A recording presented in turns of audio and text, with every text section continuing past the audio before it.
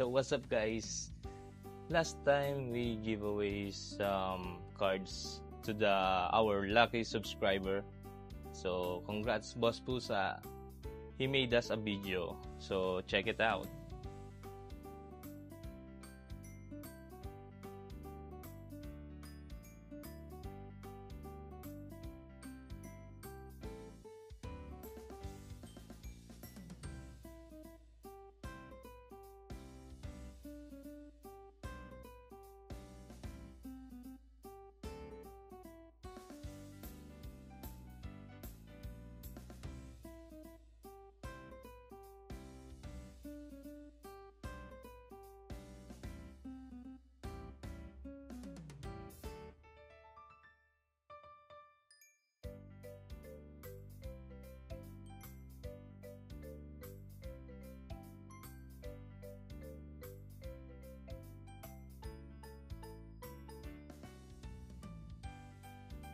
So last time pinadala natin ng mga cards sila Joriel para sa nila, sa pamasko nila.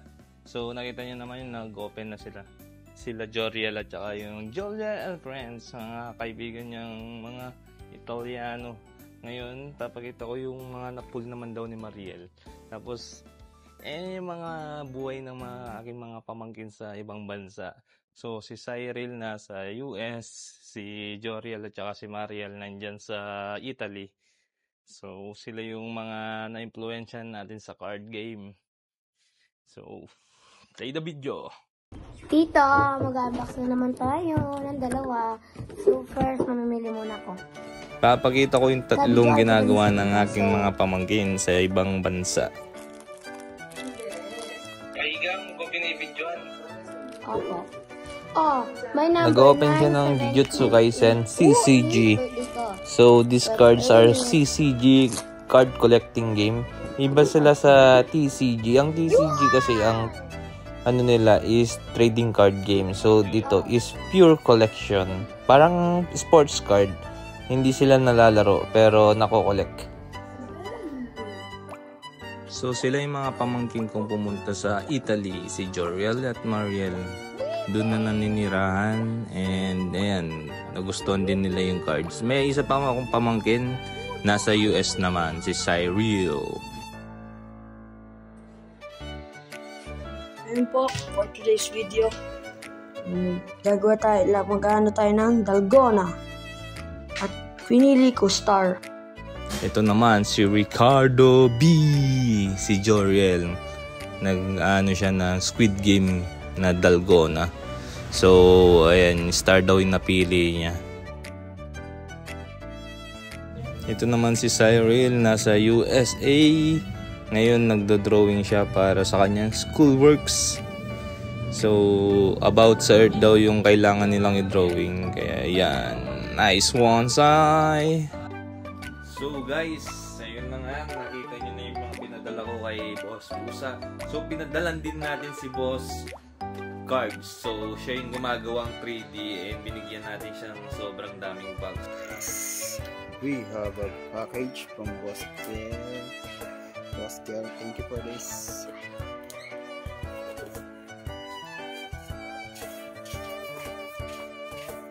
Box. Man.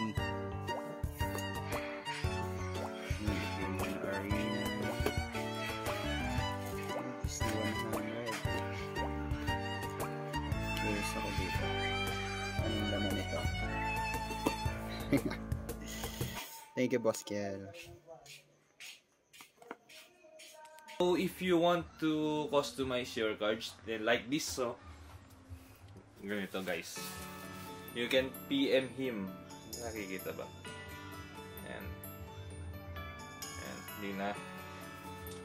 So, you can PM him in TikTok or in Facebook.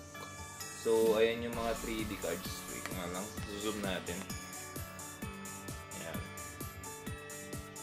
Ayan. Zoom natin. So, nagpagawa din ako kasi sa kanya ng Luffy. So, ayan. And si Jaisel din guys. Gumagawa siya ng mga customized cards. Ito, Pikachu. So, painter siya.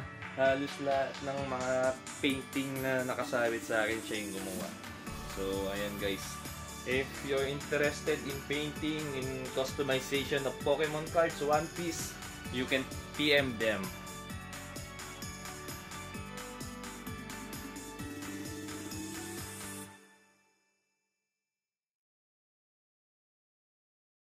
Dumating na naman tayong package. So, isa sa ipapag-grade din do guys. So, open na natin. Unboxing of something na ipapag-grade sa isa nating client. So, guys, if you're interested in grading, bakit kailangan natin pag-grade yung mga cards natin?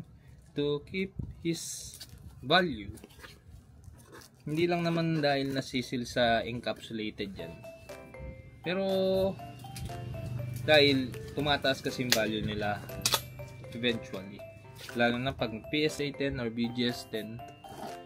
And yun, mas safe din yung cards natin kaysa sa binder, kasi sa binder pwedeng malukot sa katagalan, lalo na kung hindi mo alam na naligabukan na. Pag na-encapsulated na kasi, kahit ano nang mangyari dun sa unless mabasag yung natin, syempre yung slabs. So kaya marami nagpapagrade ngayon kasi tumitriple yung value ng card kapag nag PSA 10 or graded. So kunwari yung card price ng card is only 500 pesos raw. Once na nag PSA 10 yan, magiging $150, $100. Example na lang yung si Charmander promo card. So, yung promo card na yun, makukuha mo lang sa ETB. Then, yung raw price nung Charmander ngayon is nasa 1,300. So, pwede ka pang makakuha ng mas lower pa dyan. Puti kayo mabuksan. May possible ka pang makakuha ng mas mura dun. Pag nag-PSA 10 yan, umabot na yan ng 5K. At saka safe na rin yung card mo kasi nga hindi na nila matatawaran na masyadong mababa kasi nga alam na nila yung totoong price. Kasi nga may grade na.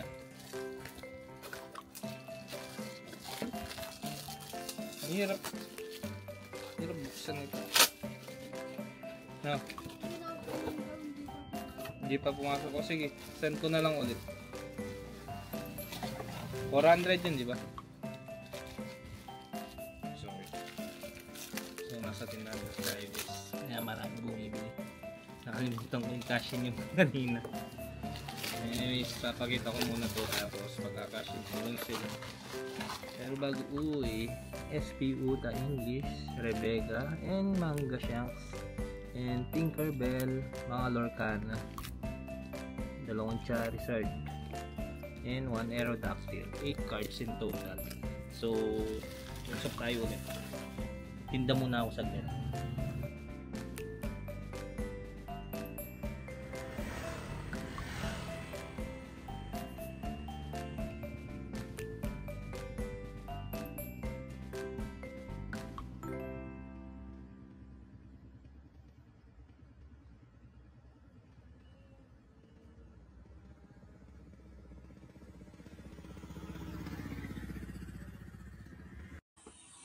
So, shoutout pala kay Boss Neil. So, yan yung mga dating bumabakbak sa akin last 2023. Ngayon, nanonood pala siya sa ating YouTube channel. And if you wanna win Boss Neil, just comment and like, syempre share na rin sa ating mga videos. So, ngayon nag-aayos ako ng mga papagrades natin. Ayan, hindi pa sila ayos. So, yan guys, shoutout kay Boss Neil and sa mga bumakbak sa akin nung TikTok breaker pa ako. So, a little bit of story lang guys. So, dati kasi nagti-TikTok ako. Nag-open akong packs for other people who buy. So, ayan yung mga rarity natin. We pull our first NR. Gusto ko makapull ng NR, grabe. Kailangan A few moments later. Ooh! Sir Neil! 4,000 to 6,000 pesos. NR! Nagsimula ako mag live One Piece English late halfway year ng 2023 pagkakatanda ko. 2025 na nga, ang bilis ng panahon guys. 2025 na.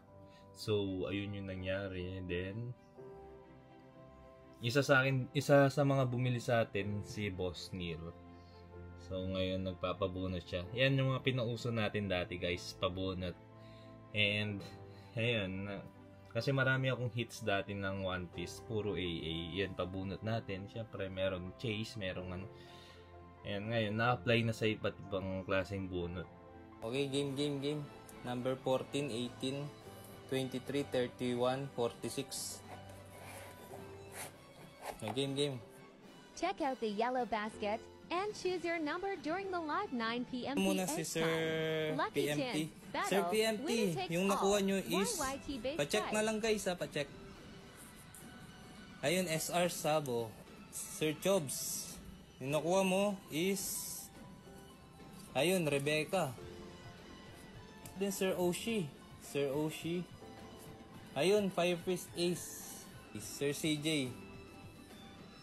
Nakikita ba? Hindi pala nakikita. Ayan. Sir CJ. Luffy. OP1.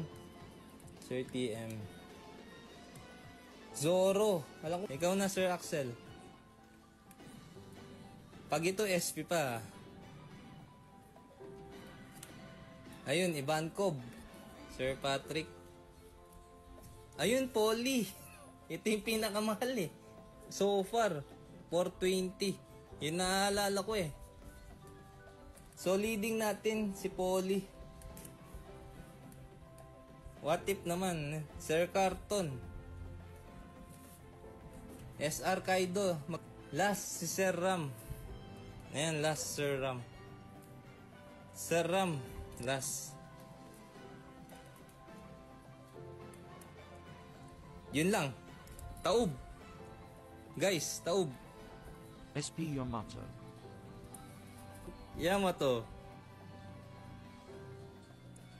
Yamato guys. Sir Ram. Simula kasi talaga ako nung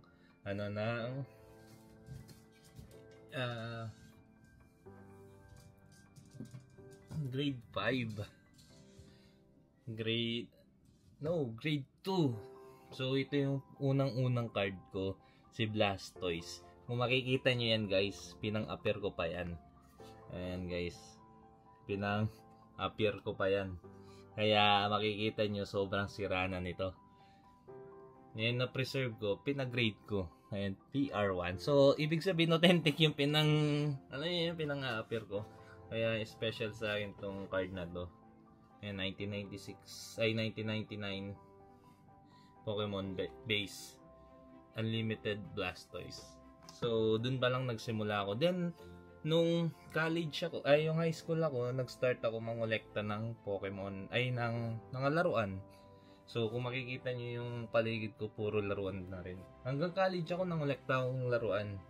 And, nung natapos ako mag-college, nahilig naman ako sa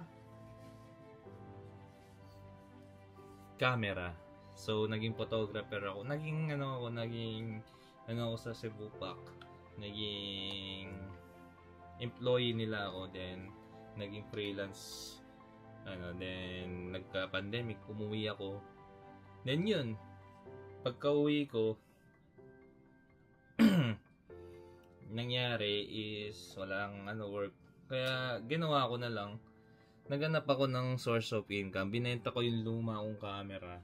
Nung pagkabenta ko ng luma kong camera, yung puhunan dun, ginawa ko is pinaikot ko via crypto naman nun. Crypto before bumalik ako sa TCG. Pero nung 2016, nanonood na ako ng TCG sa YouTube. So, sa mga ganyan, kay Unlisted Leaf ako unang nanood ulit. After how many years nanood ako ulit sa YouTube. Kasi hindi ako bumibili. Kasi nga namamahalan ako 5,000 para sa cardboard. No way ka ako. Yung yun din pala yung magiging ano natin, niche sa ating channel. Kasi kung ano yung nasimulan mo, tulad nito, ngayon pa rin yung anin mo hanggang pagtanda mo sa tingin ko. I guess yun talaga yung ating kapalaran, maging collector, kahit anong klaseng collection. So, fast forward, naging breaker ako. Nakilala ko yan, sila Boss Neil, sila Boss Bry. Marami tayong nakilala sa ating mga TCG community. Naging healthy community tayo. And ayun, hanggang nawalan tayo ng tawag dito, pampuhunan sa ating mga pambenta, napunta sa pang-grade. So, yun yung nangyari. Kaya tumigil ako mag-live. Last live ko is 2024 June. So after nun, nagpa-grade ako. Yung Green Ninja ko, makikita nyo, nag-grade siya ng PSA 10. Then, until now, nagre-grade na tayo. So, ayan, inaayos ko pa lang yung mga magpapa-grade at saka yung i-grade natin. So, ang ganda talaga nito. Yun lang yung, story ko behind my kung bakit ako napunta sa YouTube. Hindi, dati naman talaga nag-YouTube na ako eh. 2018 ako nagsimula. So, ayun, sa camera kasi nahilig ako. Tagal ko kung ano-anong vlog ko, kung makikita niyo yan guys. Pero ngayon, I think I'm gonna stick with cards. Limutan ko palang sabihin guys, marami tayong pag-giveaway. More giveaways to come to all people who support us. Ayan. Ito yung mga bala kong papagrade for giveaways. So stay tuned guys. Comment down below lang kung ano yung mga gusto nyong mga cards. Basta let's be a community here. Let's interact each other, right? Marami pa ako dito Pokemon. Marami pa dito. May parating pa akong mga graded cards. Possible mamimigay din tayo mga graded cards. Ayan, may pangalan na nga, giveaway. So, ayun lang guys. Sana nag-enjoy kayo sa aking kwento. So, I hope you enjoy my video. Click that notification bell to keep you updated. And don't forget to like and subscribe. Peace guys. Bye-bye.